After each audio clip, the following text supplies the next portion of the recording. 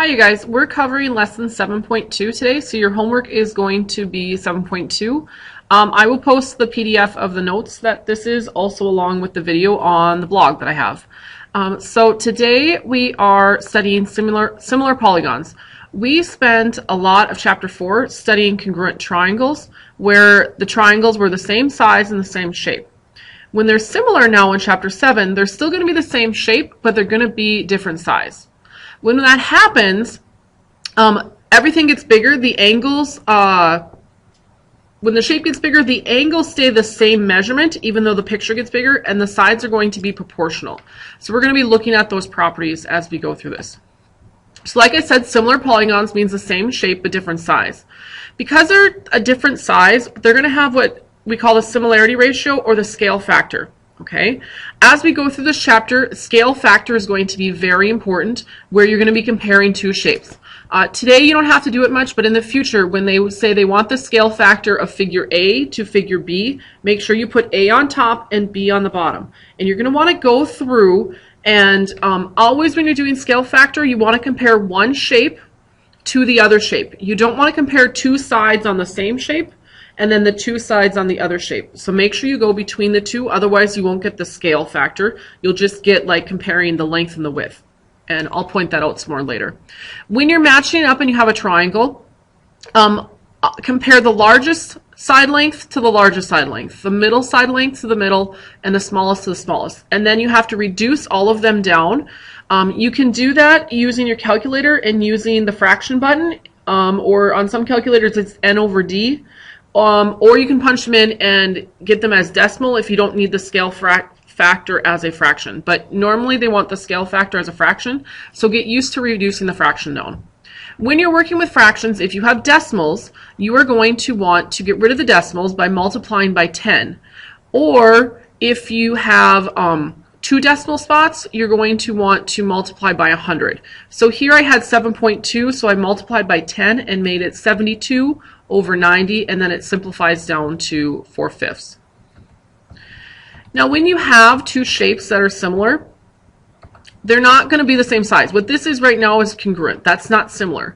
One's going to be bigger than the other. Okay? When you blow it up and make it bigger, everything increases by a certain ratio. Okay? I'm just dragging my mouse here, so I don't know what that ratio was, but if I was to take a ruler and compare it and measure, this slanted side here over this slanted side here would reduce to a fraction that can compare the size of the original one up on top to the one that I have on bottom here.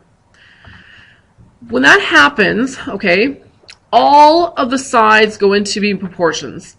Okay, and we can write what we call statements of proportionality. When you see that in the directions in your homework, that means they want you to write out a bunch of fractions of what things are congruent. Each of those fractions that you have comparing the sides, okay, should reduce down to the same fraction. So like here when we're comparing it, if I compare the AB side to the WX side, I'd have 15 over 5 here. Let me write that out for you. Well, that reduces down to 3 over 1. If I compare BC, BC is the 12 over here, to the XY, which is the 4 here, that also reduces to 3 over 1. Okay, and I could continue on with the other two. Make sure though that you're not just looking at like top to top, right to right, bottom to bottom and stuff like that, because they can rotate the shapes on you, even flip the shapes on you. Look at the markings to see what matches up. Okay, this one here, they didn't rotate it on you or anything, but they can rotate it on you. Okay, so the sides are no longer, can you just set two things equal to each other? All throughout this chapter, you're going to have to be finding one where you know both numbers on it, and then finding one that involves your x or your y, and you're going to have to set up a proportion and cross multiply like we did in 7.1. The angles, however, though, they're still going to be the same measurement. If I was to throw a protractor up here and measure angle D, okay, it would be the same as angle Z. Even though the shape got smaller, the degree of the angle has not changed. So when you have similar figures, remember, angles are congruent. They're just like we did in chapter 4, but the sides are proportional. Okay? If they say statement of proportionality, write out your fractions comparing all of them. This over here, just like we had congruency statements, we now have similarity statements. Notice the symbol between the two is just the wave, okay? Just the wave like that, that is the symbol for similarity, okay? When we had the equal sign underneath it, it was congruence, but now we just have the wave and that is similarity. So they give me a similarity statement here, okay? And just like when we had congruency statements, you really can pick out everything without even having to look at the picture. Just like we did with congruency statements, I know that angle A matches up with angle R, B matches up with S, and C matches up with T. So I can write all these angles that are congruent over here. You can also write what's called the statement of proportionality, where you do the first two letters, A, B, over the first two letters here, R, S.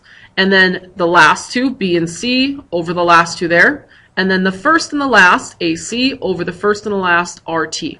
So then I come up with three fractions, okay, that are equivalent. And each one of these should reduce down to the same number if I had numbers here, okay? You do a whole string of these, that's called the statement of proportionality. Now, when you're going to actually set up and solve a problem, though, that involves numbers and variables like x and y's, you can't use three fractions like this. So you would just pick the two that you can work with. Pick one where you know the numbers on both shapes, and then pick the other one that's working with the x or the y that you need to find, and ignore the other one. So maybe I just, would cover up and ignore, that part of the problem, and I would just use those two.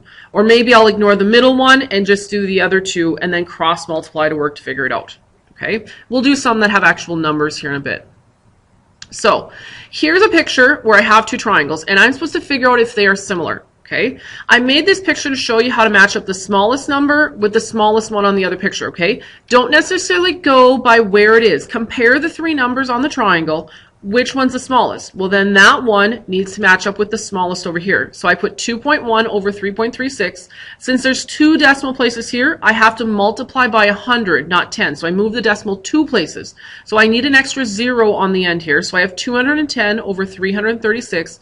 Reduce that. You can use your calculator to help you out with that, and I get 5/8. When I do the middle numbers, I have 4.7 and 7.5. Multiply them by 10 to move the decimal, I get 47 over 75, and that does not reduce.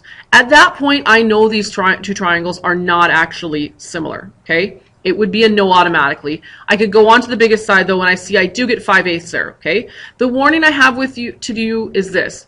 Just because two work, like the middle or the smallest one and the biggest one, you also need to check the middle and make sure it works out, okay? I think if I would have thrown a 2 here on here and made this 7.52, then it would have worked out and it would have been similar, okay? But because I just left it at 7.5, it doesn't work out here. Remember, biggest with biggest, smallest with smallest, and the middle with the middle as you're matching them up. And they all three have to work. So here's a problem where we have a menu, okay? They want to make their menu bigger. So they went to the copier, the printer, and told them to make it bigger. The printer decided to make it 12 inches on top and 14 inches tall instead of just 10 inches on the top and 12 inches tall. Compare the things that match up, and you have to go from shape to shape. Don't compare the width here to the height here, okay? And then the width to the height on this one. That will help you figure out whether it's similar or not, but throughout this chapter, when they then ask you for the similarity factor or the scale factor, it won't help you. It won't give you the right number because you have to compare the size change from the one shape to the other shape. So make sure you're comparing from shape to shape. Don't compare width to height. Okay, so here I'm comparing the 10 on the top here to the 12 on the top over here. It reduces to 5/6. I'm comparing the height of 12 to a height of 14. It reduces to 6/7. Once again, by coincidence, this one is not similar again.